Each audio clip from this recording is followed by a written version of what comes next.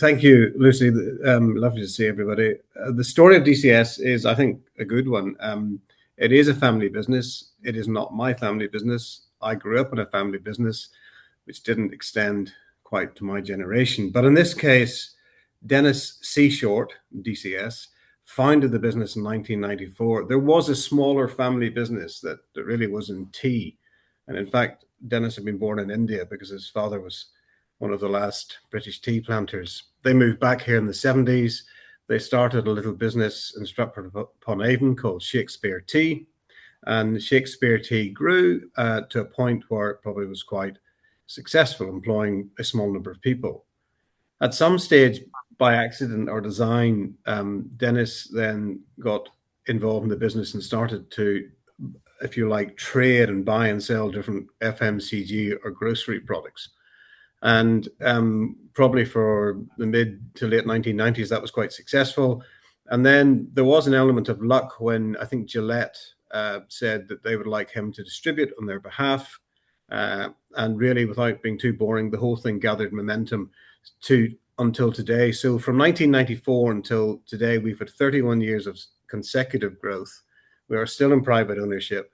Our business today is very different to what it was in 1994. So we are the officially appointed distributors and marketeers for people like Procter & Gamble, Unilever, Colgate. You've probably seen it on the website, Reckitt Benckiser, Beiersdorf, and many others. And I'll come back and explain a little bit more about what that looks like, because what we are not is we're not distributors in the sense of people who just stick stuff in a warehouse and put it in a lorry. And we're not a transport company. We don't own a single truck. So our skill set really is much more around marketing and data and insight. We also then have an export business. So for some of the brands I mentioned, we have a lot of overseas markets, which are ours to serve on their behalf.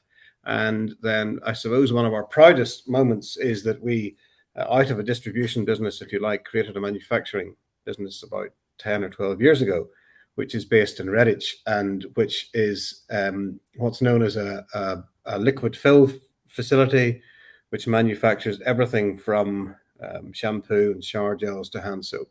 And during COVID, probably made most of the nation's hand sanitizer, although I'm very proud to say we didn't get involved in any of those dreadful PPE contracts. So we employ about 500 over 2 sites and have revenues about 400 million. In terms of where are we going, I can answer that very quickly. When we hit 1 billion, we'll have achieved our North Star objective for this decade. So we're trying to double the group over the next 9 or 10 years. I think, I mean, I'll keep talking until you stop me, Lucy, but DCS enjoys a really quite unique privilege, which is distributing all of those big brands for corporations that are global. And anyone who's observant will have worked out, well, how does all that actually, how can you do that? Because you're competing with Unilever and P&G. So back to the point that I made really earlier, which is that our whole business, long before people got interested and excited by data and insight, we had to understand data and insight. And so we were trying to understand, if we sell to a shop, well, if you sell to a shop in Belgravia, they're going to need a different core range than somebody in Balamory, to be as extreme as I can think at the moment. So what does a range look like for a convenience retailer? What does a range look like in a discount retailer in, let's say, one part of the country different to another? So I would say that the magic mustard or magic sauce that we have is being able to dissect by geography and by location and by store type exactly what the retailer should stock. Now, that's become a lot more elaborate over the years, and so we work very closely with those big brands to understand not only the data and the insight, but critically, I suppose, to shape the shopper habit and purchases. DCS really exists, I suppose, as an efficiency and cost-saving exercise, bluntly, for those big companies. We're like a giant Wi-Fi extender. So to the places that they cannot get to or do not want to get to, we do everything else. So if you think about, let's say, P&G, they'll be very happy dealing directly with Tesco, Asda, Sainsbury's, Morrison's, Boots, B&M Bargains, maybe 8 customers. DCS does everything else on their behalf. And so outside this wall, there will be a team of people that will be plugged in to all of the different category experts in Procter & Gamble. And then where we are different is that when our salespeople go out to speak to a customer, they're representing all those different brands, if that makes sense. I think we're probably seen as honest brokers in that sense, because what we're bringing to the customer, big or small, is a completely independent view of what they should stock and why they should stock it. And again, a lot of the customers we sell to are much more familiar with confectionery and soft drinks than they are with health, beauty, and household products.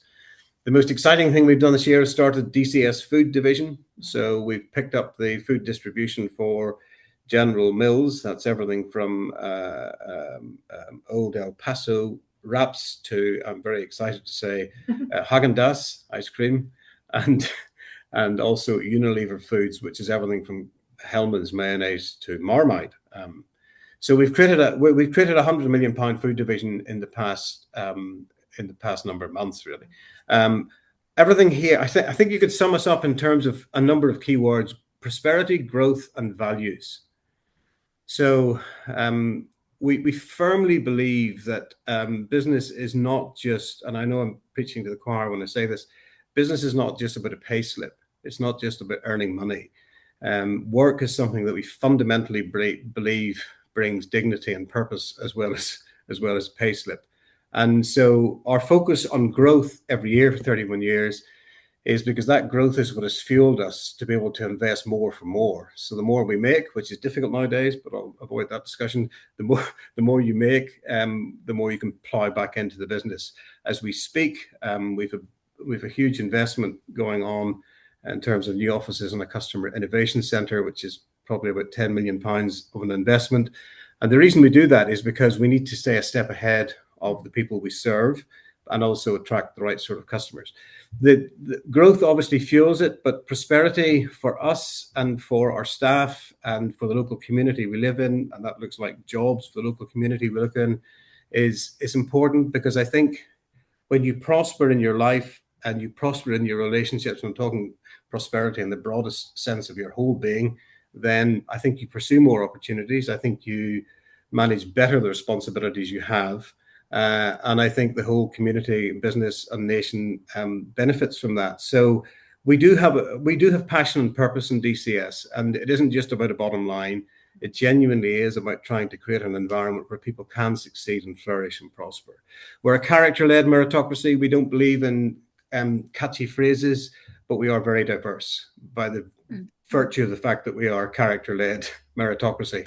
And if I have a problem today, but like your problem earlier, Lucy, is I have a lot more females leading things than I do males. And trying to find both young and not so young males, I think is a challenge, to be blunt. Our board is made up of a good combination of people that we've recruited. We've had to recruit some roles in because some of the roles are specifically lean specifically into those people who've had experience, I suppose, in big FMCG or blue chip corporations. But equally, we've people on the board that started here from university and who are fulfilling very senior positions in the company. And finally, we are values-led. So we had 5 abstract nouns stuck on the wall that I wrote about 10 years ago. Don't remember any of them. If you put a gun to my head, I probably would get 2 of them. So we decided last year, as we headed into our 4th decade of growth, that we needed to reframe the game. And so those values are, in case they're of interest to you, we lead with character, which is absolutely non-negotiable. The second one is we seize the opportunity. The third one is we deliver with excellence. And the final one is we win together. And the character one is at the heart of everything we do. And we were very lucky to actually partner with Oxford University on this. And I'll not go into all the detail on that now, but if you're interested, check out the Oxford Character Project and their research, which basically says that across character, competence, and interpersonal skills, what people look for most is people of good character. And that was always our view. So it was nice to have it confirmed by Oxford. And I was at an event last week, actually, in Oxford, where Mukhtar Kent, who'd been the previous chairman and CEO of Coca-Cola, was speaking about AI and quantum. And he made a very good point. which is that in the age of quantum and AI, human intelligence no longer dominates the way it used to. So the need for human leadership and people of character, he believes, and I believe, is greater than ever. Oh, I think, look, Stephen, I have no time in this industry for people who try to complicate it and say it's very complicated. It's not complicated. I mean, the stuff we sell is something that you probably washed your hands with or washed your clothes in this week. And because the companies that manufacture them that we work for are the world's best marketeers, there's no mystery about any of it. So we're not splitting atoms. We don't really care. I mean, so long as people, I think, have that character quotient, and so long as they have a bit of wisdom. And I think one of the things I would say to everybody on this call is that I'm a big believer in WQ. So IQ and EQ are not really interesting. WQ is really important to me. So the wisdom and experience that you've picked up through good and not good experiences over a number of years. We've all been there. I've been there. So unless it's a very specific role, which you would have in any business, then we're usually very open, Stephen, to anybody with who's up for an interview. Yeah. Excellent. Thanks for that. Music to our ears, Michael. What sort of, I think you've kind of made this kind of the character point very clearly. Is there a way of kind of describing, like, let's say somebody does come in, and someone like a Stephen or someone like a Yonja who's got very kind of different experiences. Yeah. What will predict, or what will be the sort of people that progress in your organization? Is there a way of kind of breaking down what character might look like? I would say for me, it's often the people that go the extra mile. So at the moment, we don't have it necessarily written down. By January of next year, a month or so's time, we will. So we're just about to launch what that looks like. And so we will articulate it so everyone has the same language. But in principle, it's about how people go the extra mile.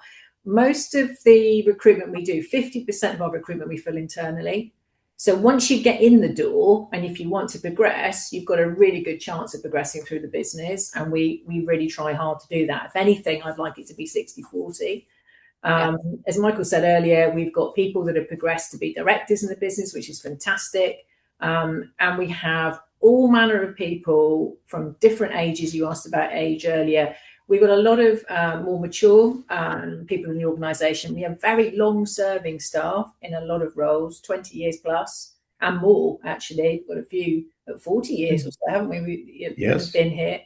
30 years, yeah. We're not 40 years old. No, sorry, not 40, 30. But 30 years. And so that's amazing. And people do, in the main, tend to stick and stay. And as I said, those that want to progress can. And we look for, as I said, the extra mile, but also around the values. So when you come for an interview, we ask a lot of behavioural questions. So we have, and they're based around often our values. So we're looking, for example, if you're winning together, we're looking for examples of where you've maybe done that, whether that's in work, but also outside of work. Because sometimes those things you have done aren't always work related, and that's fine as well. So maybe that you've run a scout group, or you've done all manner of different things, and those things are of interest to us as well.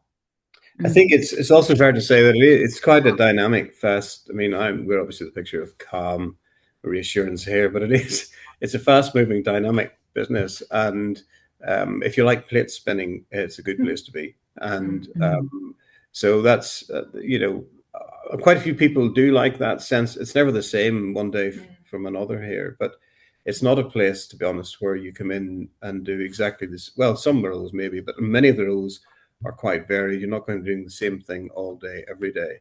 I got off a plane about 2 hours ago from Switzerland, and in the intervening period of time, I had a lot of very interesting calls and fires I had to put out. But it's fast moving, and that's the nature of the sector we serve. But I think also it's a business where even if you come in from the outside, the stuff, we've had somebody join recently and they couldn't get over how welcome they were made to feel. A friend of mine has a great expression, which is that his firm worked on this principle of excellence and elegance, and we've nicked it unashamedly from them. So everything here is about excellence and elegance, and it doesn't mean that you need to dress like Audrey Hepburn. It means that just everything we do should be a little bit more elegant than what you might expect it to be when you think of a distributor, if that makes sense. Excellent. Sarah, I know lots of people here today are going to be keen to follow up and going to be probably all looking at your website on the side as we're having this conversation. But can we hear from you? What are some of the roles that you're actively looking to fill now? Yeah, I mean, at the moment, what we've got roles in our commercial team. So the commercial team, in essence, deal with our suppliers. So we often have roles in those teams because that's an ever expanding team, the commercial team. Can I just jump in and say it's the world's most incorrectly named team? So, yeah. Commercial sounds like you're going to be working with a calculator and analysis paper all day long. It's more a brand team. It's relationship. It's pulling through from P&G or Colgate or Unilever, whatever, their plans, deploying them out across our business. There's a degree of numeracy, etc. involved, but it's not quite as boring as the word commercial, I suggest. Yes. And actually, I can tell you everyone here is all about relationships and being able to engage with people. So that will be music again to their ears. We have sales roles. So those people are talking to the other side, to our customers, and they're selling product into the customers. So a lot of negotiation, analysis. They're giving rich data. We have an insight team, so they would pass on insight with regard and sort of giving this a richness to the customer, an added value piece. So it's a very interesting role, but predominantly it's a sales role. We have health and safety roles. Trainer for health and safety. What else have we got? A customer success manager, as it sounds. And those are sort of roles at the moment. And it's ever changing. So every week there might be, so say the food division, we've brought in a number of new roles to complement and add to our food, to the food team. We've moved a few people into it, existing people, so we've got some experience in there, but we've also brought a lot of new people in as well. So it's ever changing. So if I look at this again in a week's time, some of these will have filled and there'll be other things on the list. Yeah. Probably at this point in the year, as we go into Christmas, we're at our lowest point on recruitment. So we've got, I would say, about 10 roles. We have had during the summer months, we were up to between about over 15, maybe 20. We also have a lot of roles in operations, which might not be of interest, but it could be, but operational roles, which obviously in effect is in our distribution arm downstairs here at Banbury, and they're picking stock and those sorts of things. That's probably where we have a bulk of roles, but we also have a lot of roles in the office as well, and roles of manufacturing.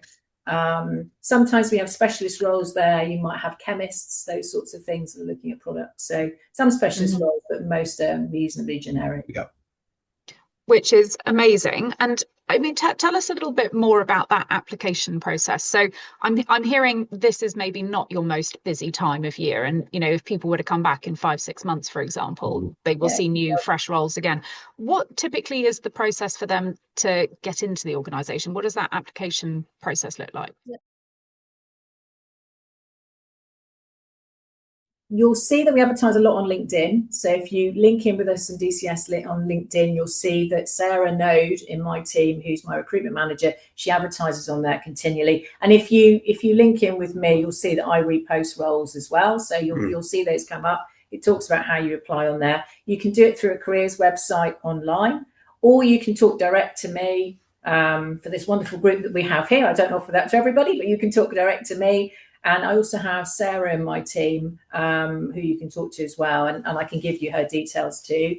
We have a pipeline, as we call it. So even when we don't have a role, for a lot of the functions that we have, we pipeline candidates. So it might be that there's nothing at that point in time, but it's still great to talk to people. And then you literally go into a list and we talk to you every so often to see where you are and also to see whether or not we have anything. So we do pipeline. That's mainly in our commercial and sales teams because we do tend to have a flow of new roles into those areas. But Sarah, that's what Sarah does to me. She talks to candidates continually, whether we've got roles or not. Amazing. Thank you. Could you, coming back to some of the questions that people were sort of fleshing out in the kind of the broad Q&A, we had a couple of people asking questions around, you know, what about remote work? What about flexible hours? That sort of thing. Could you talk us a little bit through those? Before you do, Yeah. Sarah will of course do that with great eloquence, but we, during COVID, we did not stop operating. In fact, we fiercely kept the doors open, because everybody needed hand sanitizer, but almost everything else we had here was needed at that time. Now, that turned out to be a great blessing, Lucy, because people were still able to come to work. Of course, we had a big office, so we were able to space people out and all that sort of thing. But what I think we noticed then, and where we were blessed, was that we didn't have this sort of shut down, work from home and never come back to the office thing. So our business really very much would be one that believes in the chance collaboration of people just being in the office and meeting each other. Sarah will now tell you, of course, that we're flexible and all those things are true. But I think it's one of the things that has helped us in this sort of post-customer service world after COVID, that because we never stopped, that it's I think had a very good impact. Saying all that, of course, we're flexible, but when even if people who live far away, and there's quite a few of them, by the way, they're not all Banbury based, there's people from all over the place. They usually like being in the office at least once or twice a week just to get a bit of connection with people. Oh, absolutely. I'm a huge advocate for actually connect. I mean, half the reason we do all of these things, we've got members in France and Mexico, we've even got one in New Zealand, but actually pooling these sessions together so people can actually connect is really important. Yes, I mean, we operate, we have full-time contracts in the office. We work on hybrid contracts as well, which is worked on a three in, 2 not in the main. And then we do have some work from home contracts for certain roles. And they're often where they're customer facing roles. So they would be meeting customers predominantly. There would still be, as Michael said, an expectation to come in, maybe less frequently, but still that expectation sort of is there. So, and people do commute and they seem happy. They're happy to do that. But that's sort of is one of our sort of must-haves, really, that there would be some need to certainly be in the office periodically, definitely. You asked about fractional. Somebody asked about fractional work as well. We do have other contracts. So, for example, I'm fractional. I work 3 days a week. What's that? What that means? Yes. Yeah. So it's called fractional these days. So I work 3 days a week. I work 3 full days. I used to work here a couple of years ago, and I'm back, which is wonderful. And then I used to do 2 days. So we do operate that. We have the odd person who works a 9-day fortnight. We do condensed hours, often for people with young families that need to be able to do school runs and those sorts of things. So we do try as hard as we can to accommodate, to get the best people. I think how we would look at it. But we tend to find the majority are full-time and work 5 days, to be fair. Yeah, understood. Fabulous. There was another question about to what extent have or tell us a bit about the age demographic of people in DCS Group. I mean, how many people have you taken in their 40s or 50s, say, who may never have worked in the sector? Our biggest bracket age range is 30 plus. It tells off slightly as you get into the age 70s. But to be fair, the majority of our workforce predominantly is sort of in the, I'd say, 40s and 50s. That's the bulk. But bear in mind, we're a growing and evolving business. So some people who've been here from the beginning, and there's quite a few of them, are now here 30 years, so they've been in their 50s. I genuinely mean this when I say age is not an interesting topic for us. We don't think about it, largely because I'm so young myself. But and we also at the other end, we started well over a year ago apprenticeships. We have we have apprentices in the business, 5 of those, and then we also take a lot of work experience. So we've had 9 people coming in to experience work experience. We have, just in case you know people as well, and you're in a different age range. We had a summer intern this year who's doing their degree. So to be fair, we're looking at all manner of different things. And this is obviously another avenue. And so we're really, I suppose, we're broad in our thinking about how we recruit. But we've got a lot of more mature people within the business already, which is great. Awesome.